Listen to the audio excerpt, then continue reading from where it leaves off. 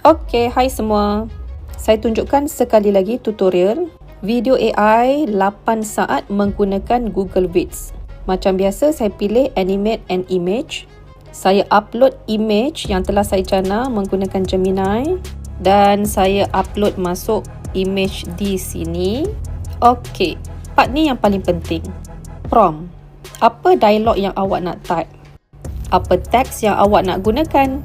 Baiklah, awak boleh lihat dialog yang saya type di sini. Saya bermula dengan inverted comma, iaitu pembuka bicara. Okey, saya type kali ini cikgu akan terangkan tentang laluan profesional iaitu ICAEW. Abjad tu saya jauhkan supaya AI boleh sebut satu persatu.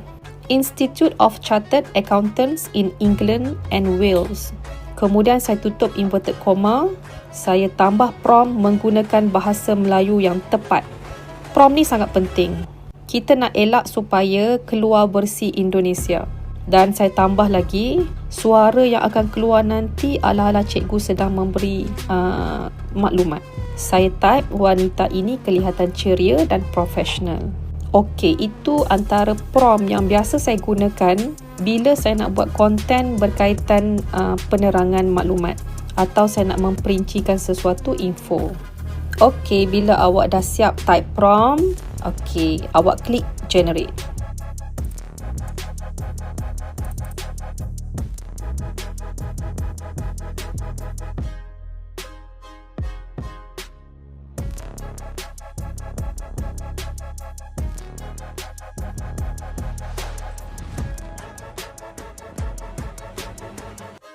Okey, dah selesai. Jom kita lihat hasilnya.